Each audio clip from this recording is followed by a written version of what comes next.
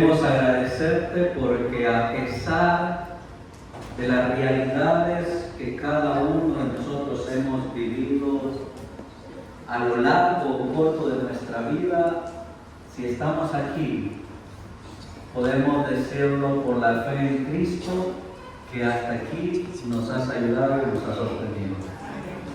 Y queremos, Señor, ir a tu palabra y poder escuchar tu voz, poder entender, pero no solo entender, sino sentir aquello que tú quieres hacernos sentir para que hayan transformaciones y restauraciones en nuestras vidas.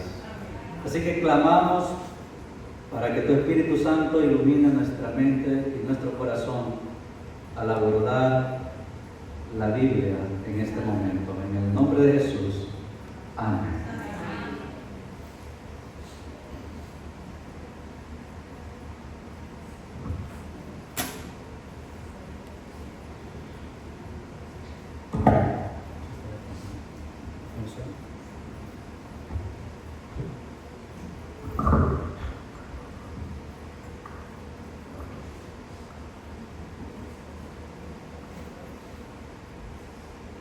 Cuando nosotros llegamos a la iglesia, llegamos tal y como Jesús, tal y como estamos. De esa manera Jesús nos recibe. Pero a partir de allí, Jesús querrá o quiere hacer en nuestras vidas, llevarnos a una experiencia donde nos encontremos adorándolo a Él en espíritu y verdad. Y entonces, en lo que concierne con la iglesia, de pronto muchas veces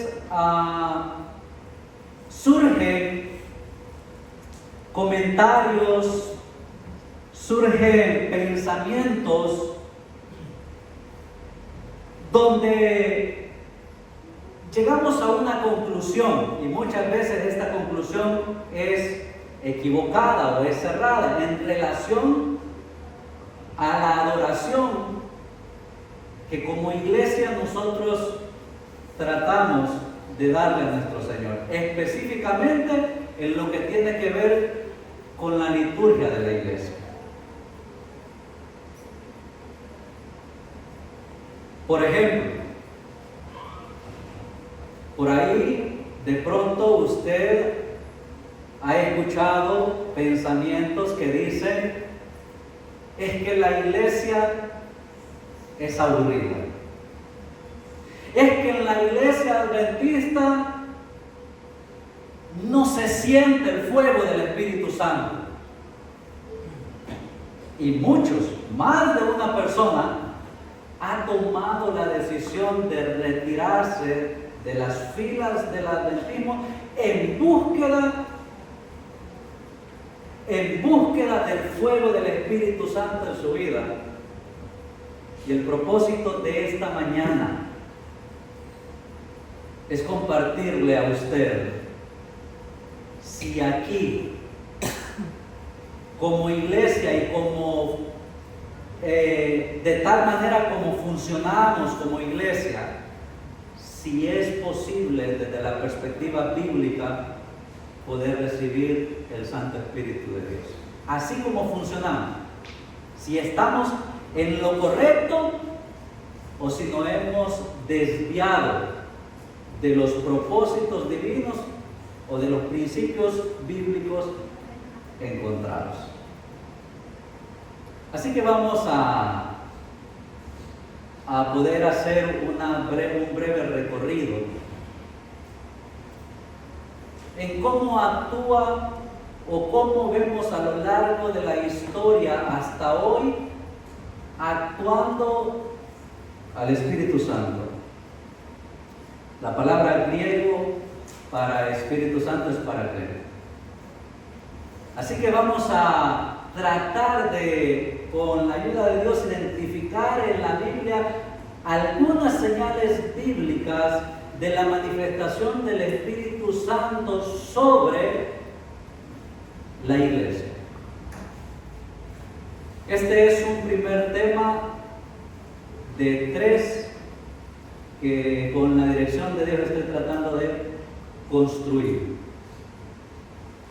Y quiero que vayamos a la Biblia, la primera de San Juan, capítulo 14, versículos 16 y 17, para que coloquemos el fundamento bíblico o el contexto bíblico de cómo el Espíritu Santo, de cómo el Paracleto se ha manifestado a lo largo de la historia bíblica.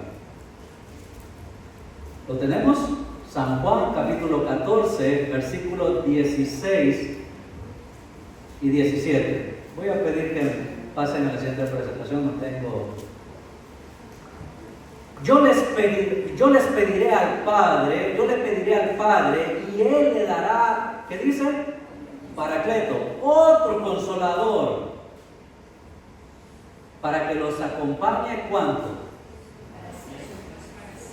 Para siempre. El Espíritu de verdad, el mundo no lo puede aceptar porque no lo ve ni lo conoce, pero ustedes sí lo conocen. ¿A quién se está dirigiendo en esta ocasión el apóstol?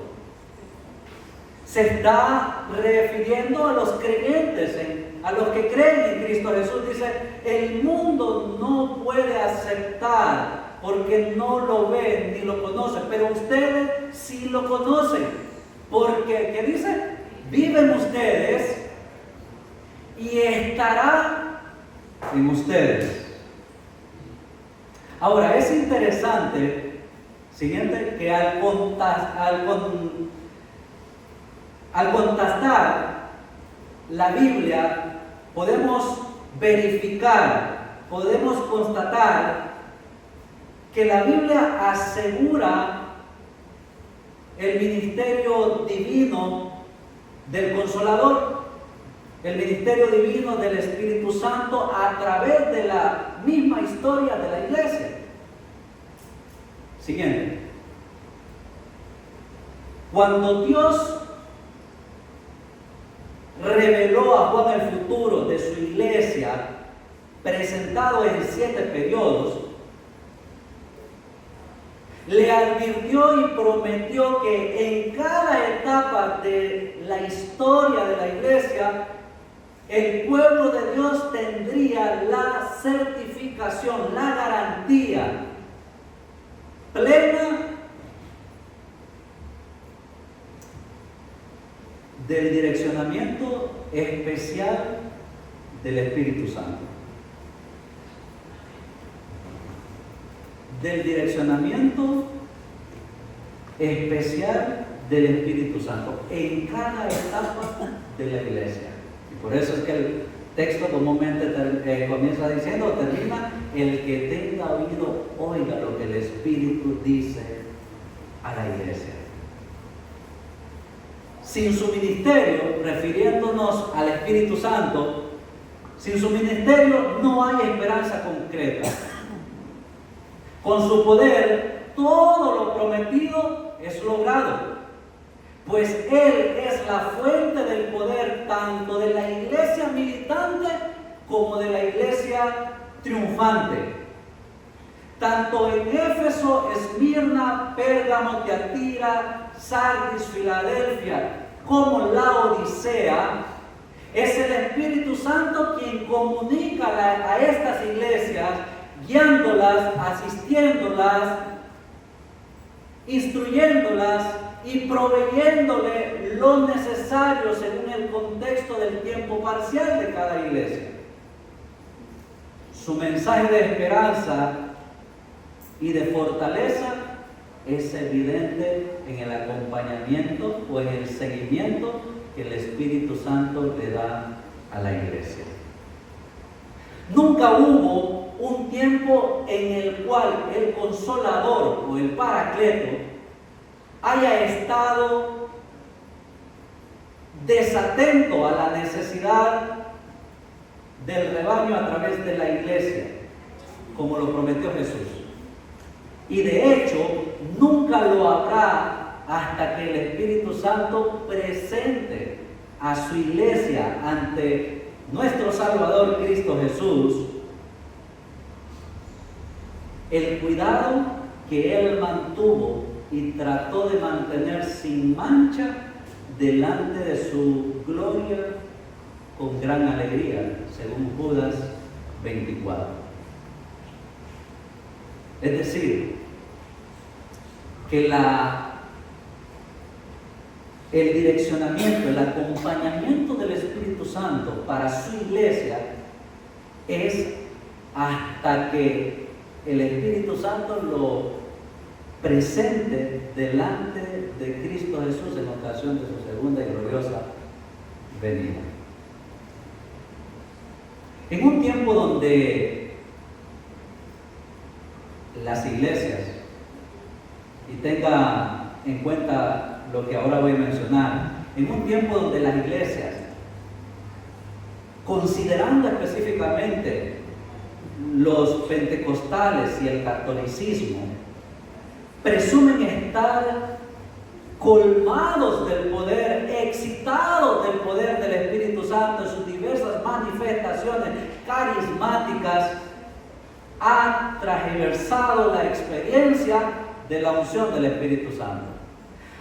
Ha tergiversado la experiencia del bautismo del Espíritu Santo. Ha tergiversado la experiencia de la plenitud del Espíritu Santo. Porque cuando nosotros vamos a Apocalipsis capítulo 3, versículos 21 y 22, encontramos que Jesús se identifica como el testigo fiel. Y este testigo fiel, entonces, nos insta a obtener el discernimiento del Espíritu Santo a fin de percibirlo, a fin de experimentarlo, de modo que seamos partícipes del triunfo final de la Trinidad en este gran conflicto cósmico en el cual estamos nosotros involucrados. Pero miremos un poco entonces, queridos hermanos, la historia del cristianismo, en la historia del cristianismo, cómo se muestra o cómo se ha mostrado a lo largo de los siglos la influencia del Espíritu Santo. Miren qué interesante, que en el primer siglo es el siglo de Jesús y los apóstoles. Pero en ese primer siglo vemos evidencias bíblicas donde Satanás buscó contradecir la dirección del Espíritu Santo con la manifestación de falsos profetas, tal como lo profetizó, lo anunció Jesucristo, y que se certifica en un documento conocido como la Didache. En los tiempos de Jesús, cuando Jesús hacía milagros, ¿qué decían los escribas y los fariseos? Este hace milagros en nombre de Belcebú. Y Jesús en una ocasión le contesta que no puede estar haciendo milagros en nombre de Belcebú porque su reino no está dividido. Porque el reino que divide es el reino de Satanás. Y entonces, desde los inicios del cristianismo, su ministerio y su dirección se ha tergiversado. Y los movimientos o manifestaciones en su nombre han sido negativas e incorrectas en comparación con la Biblia. Incluso el mismo Jesucristo fue acusado por ser dirigido por Satanás y no por el Espíritu Santo. Él mismo, en el primer siglo, estando Jesús en carne aquí en la tierra. Y como les mencionaba, este documento conocido, es un documento histórico conocido como Didache. Es de una comunidad cristiana en Siria del siglo I, pero también a su vez es conocido como un documento en el cual se le conoce, es un documento anónimo en el cual se conoce o fue producido por la comunidad cristiana didagiana. De ese lugar se revelan algunas normas establecidas por la iglesia de esa localidad y que probablemente eran practicadas en las demás comunidades cristianas del siglo I, de esa época. Pero vamos ahora al siglo II. Bueno, el siglo II hasta el V. Nosotros encontramos ahí el periodo patrístico. En este periodo se alzó la voz para defender la identidad del Hijo de Dios y certificar la legitimidad del ministerio del Espíritu Santo. Los concilios de la iglesia certificaron y respaldaron las declaraciones de las enseñanzas correctas de esa época. Y es ahí donde nosotros encontramos figuras notables que aportaron a esto, como Justiniano, Orígenes, Tertuliano, Ireneo de Lyon, Hipólito, Noviciano, Gregoriano de Nicia, Cirilo de Jerusalén, Hilario de Pontius y Ambrosio de Milán, entre otros. Pero, aunque en este periodo fue fortalecido con certeza la doctrina del Espíritu Santo, a pesar de él, existieron simultáneamente también herejías promovidas por Montano, Arno o Sabelli. Y es interesante, lo que les voy a compartir está en el siguiente sermón, pero voy a dejarles un poquito de ese siguiente sermón, porque en el siguiente tema tratamos la persona del Espíritu Santo como tal. Y en el caso de la corriente ariana, la idea de ellos es que es el Espíritu Santo como Jesucristo eran una segunda criatura o un segundo ángel negando su divinidad. E incluso a esta corriente, a los arianos, se les conoció históricamente como neumatomáticos, que significa matan el espíritu. En relación a la corriente sabeliana, los sabelianos creían que no hay distinción entre las personas divinas, ya que tanto el Padre como el Hijo y el Espíritu Santo son una única entidad, solo que se manifiesta de diferentes maneras. En otras palabras, son modalidades nada más. Y la corriente del montanismo consideraba la encarnación del Espíritu Santo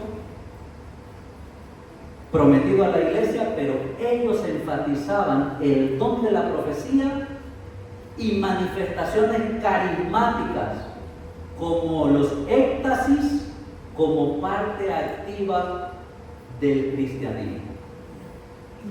De alguna u otra manera estas corrientes todavía impactan alrededor del mundo. Y me atrevo a decir que de alguna u otra manera estas corrientes en algún punto han impactado la vida de algunos de nosotros y de ahí se deriva la forma de la concepción de adorar y de reaccionar de ese miembro de iglesia en relación a la adoración del Espíritu Santo y a la adoración a Dios. ¿Sí están entendiendo, hermanos,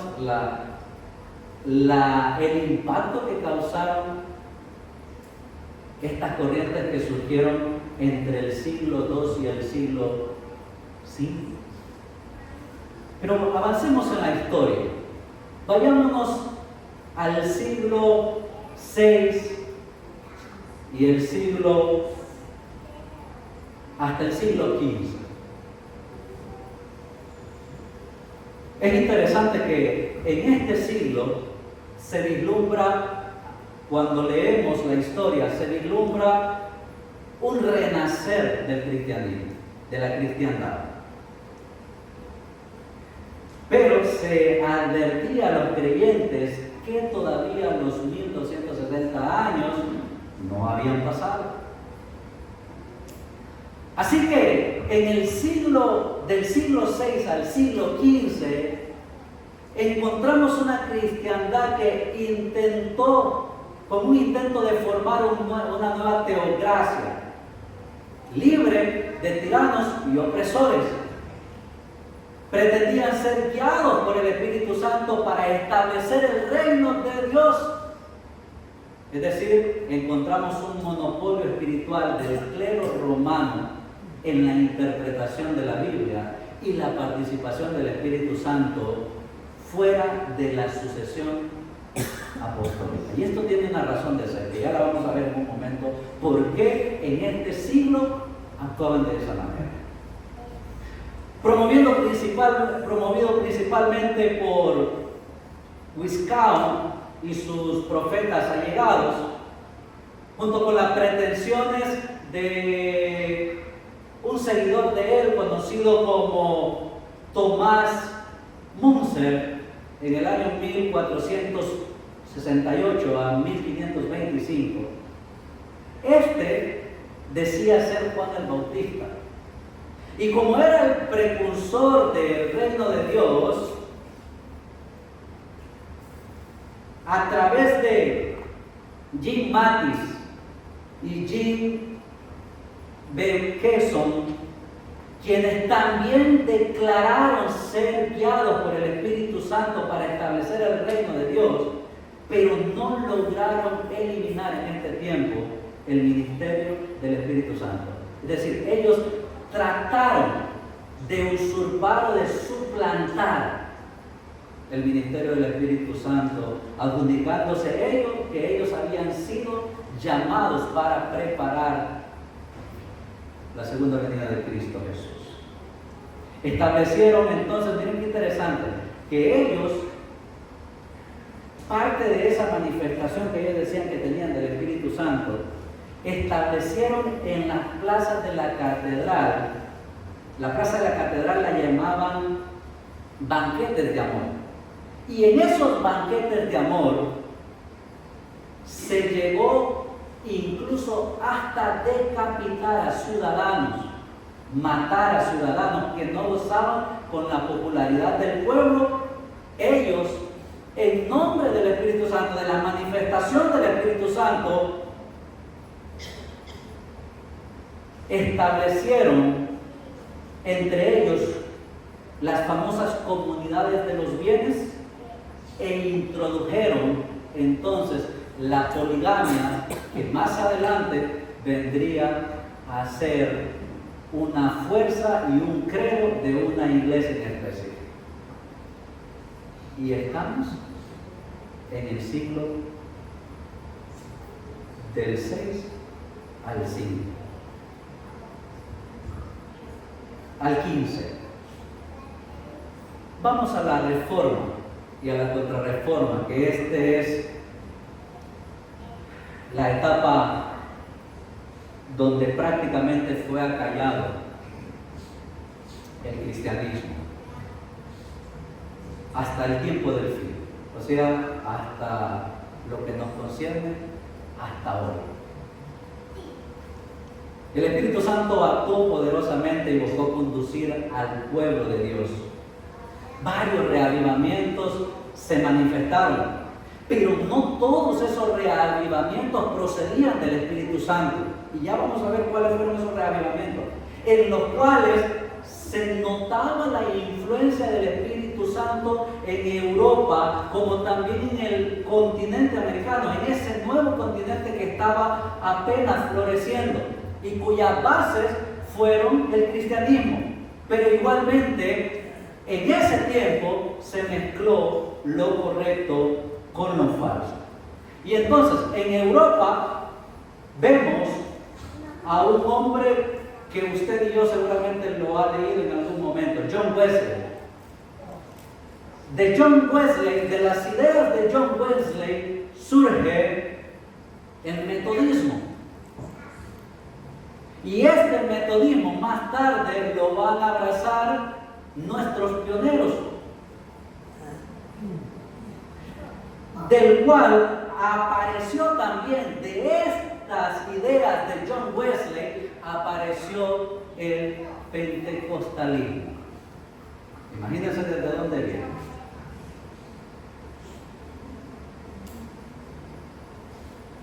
Y entonces es esta idea o este movimiento del pentecostalismo que se traslada al nuevo continente, que es el continente en el cual nosotros vivimos, el continente americano. Y es interesante que desde la perspectiva del adventismo, durante la primera mitad del siglo XIX, se plasmó el adventismo millerita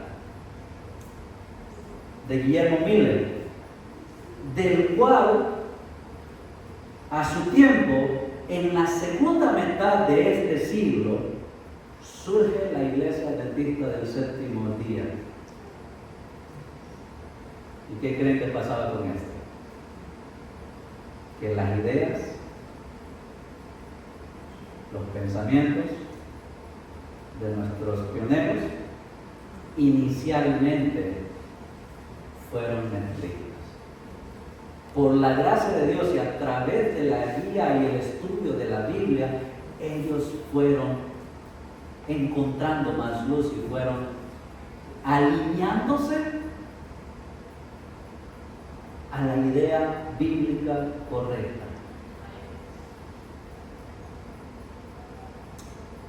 En cada uno de estos reavivamientos surgieron manifestaciones peculiares que contradecían la tranquilidad y la paz que es característica, y guárdese esto en su corazón, hermano, las peculiaridades que contradecían la tranquilidad y la paz que es característica esencial del Espíritu Santo, de la manifestación del Espíritu Santo, y conllevaron evidentes distorsiones del ministerio a través de la unción, el bautismo o la manifestación del mismo. Es decir, si hay algo que yo quiero que usted recuerde, es que la Biblia nos enseña que el Espíritu Santo actúa o se manifiesta en la tranquilidad y la paz. Eso es fundamentalmente que usted lo tenga presente en su experiencia al recibir el Espíritu Santo. El adventismo normalmente es familiarizado cuando pensamos, por ejemplo, en 1844. Normalmente nos familiarizamos con ¿qué? ¿Qué es lo primero que se nos viene a la mente cuando pensamos en 1844? El chazo. ¿Sí? Pero ¿sabían ustedes que en esa misma fecha, en ese mismo periodo de tiempo, se da el inicio del ocultismo, del espiritismo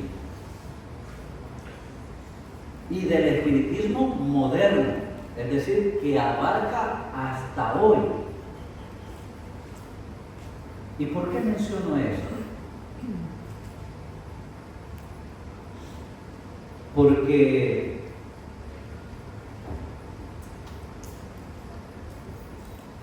Cuando nosotros vamos entonces a ver las concesiones históricas de la plenitud del Espíritu Santo, es decir, cómo el Espíritu Santo se ha manifestado a lo largo del tiempo, por ejemplo, encontramos que en el siglo I el Espíritu Santo obró el milagro de la encarnación. Este es en el tiempo de los discípulos y de Cristo.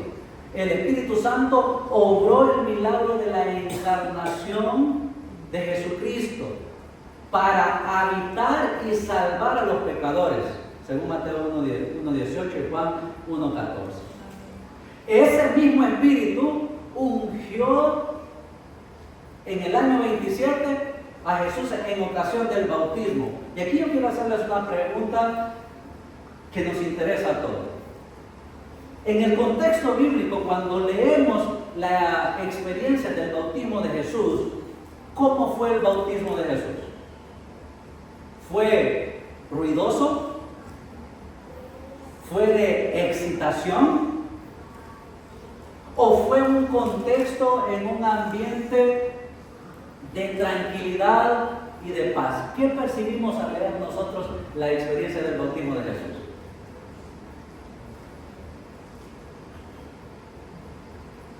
Y eso, entonces vemos a lo largo de la Biblia que luego lo capacita o le da evidencia a Cristo Jesús como profeta, como Mesías, como el que expiaría el pecado cuando murió en la cruz del Calvario, y como el Santísimo Pontífice en el santuario celestial. El que es vicario de Cristo, queridos hermanos, es el Espíritu Santo y no el Papa.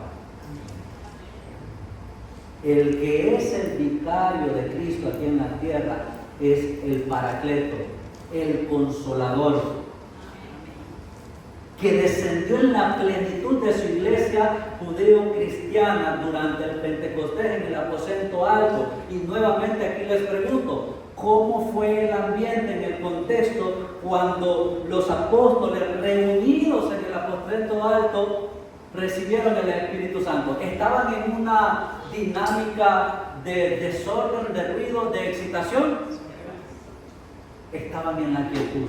Y eso es lo que quiero que usted se lleve en su mente, en su corazón. Porque yo sé que allá afuera existen movimientos que nos enseñan que si no hay ruido, que si no hay danza, que si no hay excitaciones, que si no hay manifestaciones sobrenaturales, no puedes estar recibiendo el Espíritu Santo.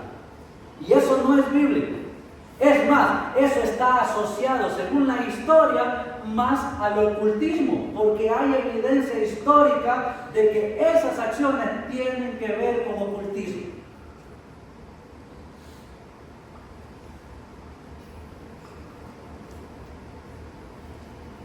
Y del mismo modo, entonces vemos que el Espíritu Santo impacta a la iglesia cristiana gentil en la casa del centurión Cornelio, Hechos 10, 44, 45. Desde entonces, en el siglo I, el Espíritu Santo guía a todos hacia Cristo Jesús, hacia el ungido, que el proceso o el resultado de eso es llevarnos a sentir un arrepentimiento en nuestras vidas. Y quiero puntualizar algo que es importante que nosotros comprendamos esta mañana. Cada ocasión que nosotros vemos al Espíritu Santo desde el primer siglo hasta a lo largo del tiempo hasta hoy, podemos ver la manifestación y la evidencia del panorama trinitario. Cuando hablamos del panorama trinitario estamos hablando del Padre, Hijo y Espíritu Santo. Y a partir de ese momento vemos a la segunda persona de la deidad tomando nuestra naturaleza humana. Y entonces a partir de allí nosotros lo conocemos con los nombres que hasta hoy nosotros nos referimos a Él: Padre, Hijo y Espíritu Santo. Pero siempre en relación a la actividad del Espíritu Santo, siempre a lo largo del tiempo vemos al Espíritu Santo actuar como Él quiere y con quien Él quiere. Como Él quiere y con quien Él quiere. Es decir, no podemos encasillarlo nosotros a decir solo de esta manera actúa el Espíritu Santo. Pero sí, la Biblia nos da evidencia para que nosotros tengamos presente cómo no actúa el Espíritu Santo.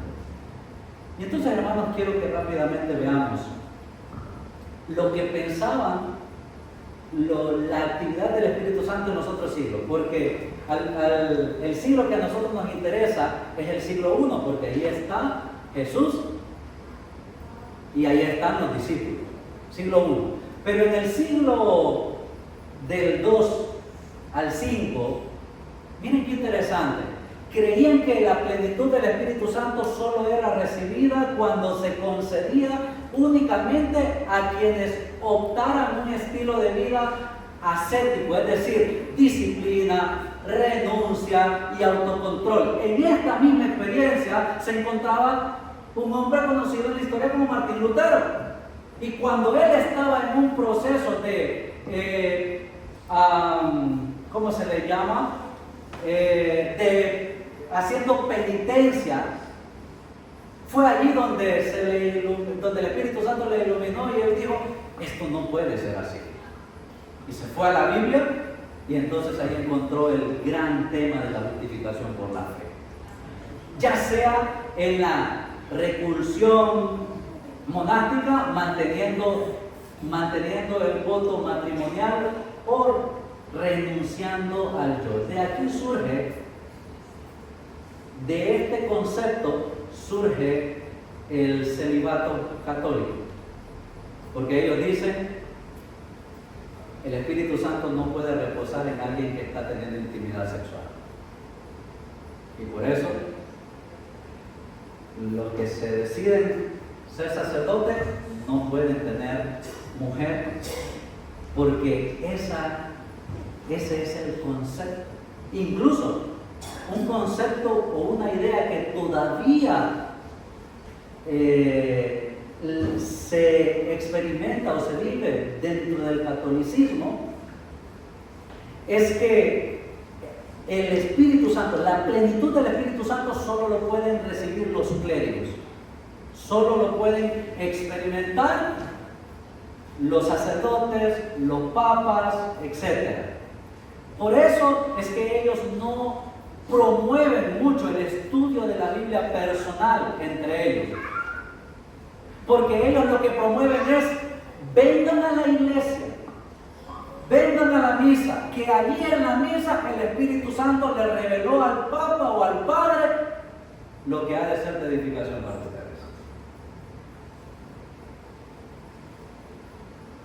Solo se manifiesta en los sucesores del sacerdocio jerárquico, que es dueño de la sucesión apostólica y del ministerio de la enseñanza.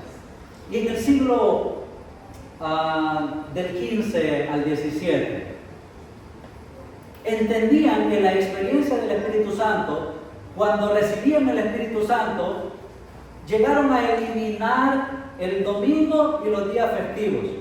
Establecieron en la plaza de la catedral lo que ya les mencionaba, los famosos banquetes de amor, donde se llegó a decapitar a los ciudadanos que no gozaban de la profundidad del pueblo, y establecieron entre ellos la comunidad de los bienes e introdujeron la poligamia. También en este siglo concebían que la experiencia del Espíritu Santo tenía que ver con reuniones que parecían fenómenos como histeria, ladridos de perro y convulsiones estáticas, entre otros.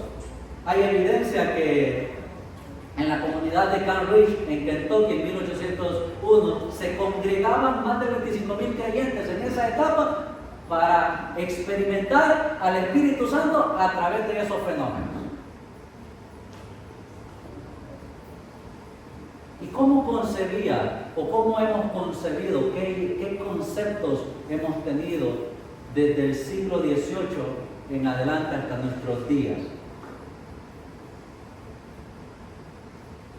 Se predica hasta hoy en día que una de las manifestaciones de que alguien está recibiendo el Espíritu Santo es a través de la glosolalia, hablar en lenguas extrañas, ¿sí o no? Todavía se predica eso. Reuniones que son estridentes y desordenadas, consideradas producto de la lluvia tardía del Espíritu Santo. Esa es la realidad que vivimos hoy. Y entonces, en esta realidad, muchos cristianos sinceros han dejado nuestras filas, han dejado las filas del adventismo, creyendo que esas formas son manifestaciones correctas del Espíritu Santo. El don de profecía pentecostalista, estableciendo profetas por imposición de manos, los dones del Espíritu, la guía del Espíritu, grupos carismáticos y especialmente pues las apariciones marianas, es decir, las imágenes de la Virgen María. Este periodo se caracteriza porque en su énfasis busca que para poder experimentar al Espíritu Santo necesitan llegar a una perfección cristiana. Este problema, como iglesia, lo hemos estado viviendo hoy en día. Que se manifiesta entonces a través de la que como iglesia se le ha conocido como la teología de la última generación. Y entonces a esa perfección cristiana al cual la persona o el individuo tiene que llegar, cuando llega a esa perfección cristiana, a eso le puede llamar que esté experimentando el bautismo del Espíritu Santo. Finalmente, hermanos,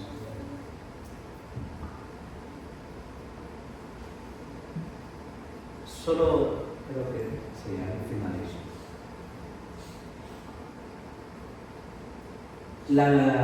El hablar en lenguas extrañas,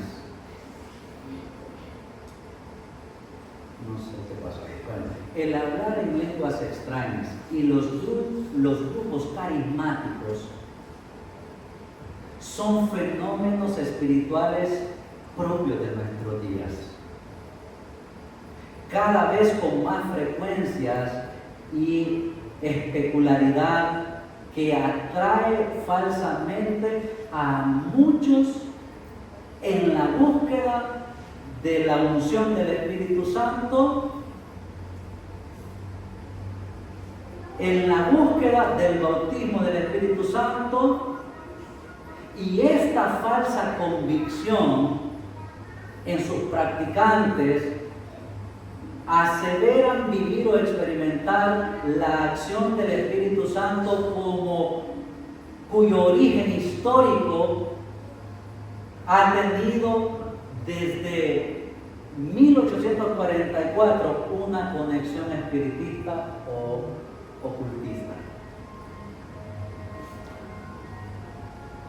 Estas dos manifestaciones finales son dirigidas directamente a contrarrestar la legitimidad del derramamiento del Espíritu Santo.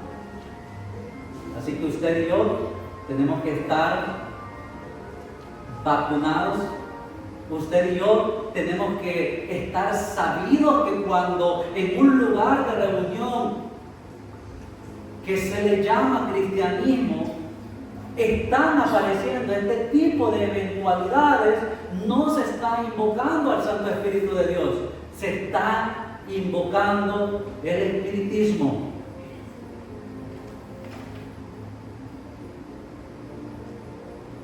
Estas dos manifestaciones, el hablar en lenguas extrañas, los grupos carismáticos contrarrestan la verdadera experiencia del derramamiento pentecostal final del Espíritu sobre la iglesia. Somos entonces, queridos hermanos, llamados ante las diferentes manifestaciones que Satanás ha estado utilizando para llevarnos a una vida espiritista a través del cristianismo. Jesucristo nos insta a obtener el discernimiento del Espíritu Santo a fin de poder percibir y vivir su verdadera manifestación. Esta mañana quise compartirles, o por lo menos crear en usted la reflexión y la inquietud. Quise, con la ayuda y la dirección del Espíritu Santo, remover para que usted tenga en consideración qué es lo que está, cuáles son los conceptos y las realidades que usted está viviendo en la experiencia del Espíritu Santo. Cuando nosotros vemos hacia Cristo Jesús, nosotros podemos encontrar, queridos hermanos, suficiente evidencia bíblica de cómo el Espíritu Santo llega a la vida de la iglesia y a la vida de cada uno de nosotros. Y termino con este texto bíblico. El primer libro de Reyes 19:12 dice: silbo apacible y delicado. Y esta es una imagen de la manera en cómo el Espíritu Santo obra, que Él obra con suavidad, con quietud y paz, y no obra por medio de la violencia o el ruidoso y el estruendo, ruido que muchas veces se genera. Filipenses 4:7 dice: y la paz de Dios, que sobrepasa todo entendimiento, guardará vuestros corazones y ¿qué? Y vuestros pensamientos. Entonces les pregunto, después de que les he tratado de dar una explicación en relación a la experiencia del Espíritu Santo, como iglesia, ¿está bien que nos comportemos o que tengamos un ambiente y una dinámica como la que hemos conocido hasta este momento? ¿O necesitamos involucrarle ruido? ¿O necesitamos involucrarle más vida, como dicen por ahí, para poder experimentar el Espíritu Santo? Yo sé que tienen la respuesta, porque el Espíritu Santo ha estado trabajando y guiando sus mentes a través del desarrollo de este mensaje. Que el Señor bendiga su santa palabra y que nosotros hayamos sido edificados por ella.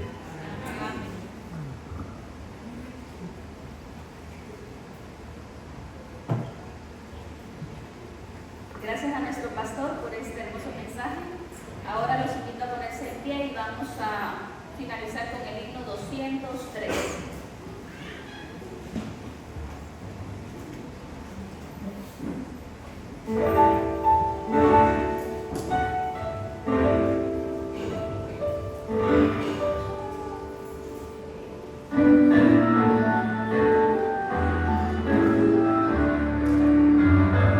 Santo Espíritu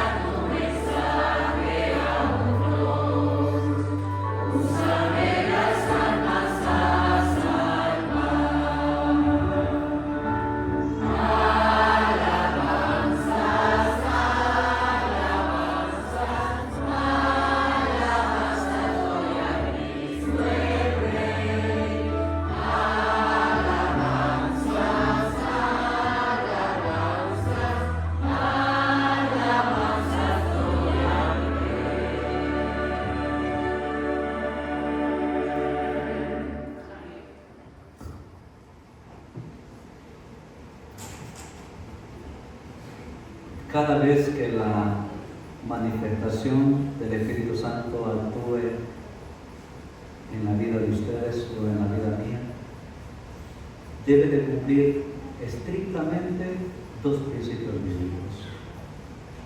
Número uno, que reconozcan a Jesús encarnado. Y número dos, que eso que usted y yo estamos viviendo, experimentamos y que llamamos que es el recibimiento del Espíritu Santo, y edifique nuestras vidas para acercarnos más al reino de los cielos. Padre Celestial, esta mañana tu Espíritu Santo ha tratado de hacernos ver la grandeza de Él y también de enseñarnos o dirigirnos de cómo Él en verdad se ha manifestado a través de las Sagradas Escrituras. Para que podamos tomar el ejemplo y de esa manera podamos buscar ese ambiente, esa forma que la Biblia nos identifica de cómo llegar a la experiencia del Santo Espíritu de Dios. Amén. Señor, los discípulos, después de que Jesús ascendió, dijeron cuando se encontraban con las personas: no tengo oro ni plata, pero lo que tenemos, eso te damos, que era la promesa del Consolador, la promesa del Espíritu Santo. Permítenos, Señor, anhelar, desear vivir bajo la experiencia en nuestras vidas personales y cristianas, bajo la experiencia del direccionamiento, del bautismo del Santo Espíritu de Dios. Y ayúdanos, danos discernimiento para entonces buscarlo en los lugares donde tu palabra nos dice que es posible encontrarlo. En el nombre de Jesús.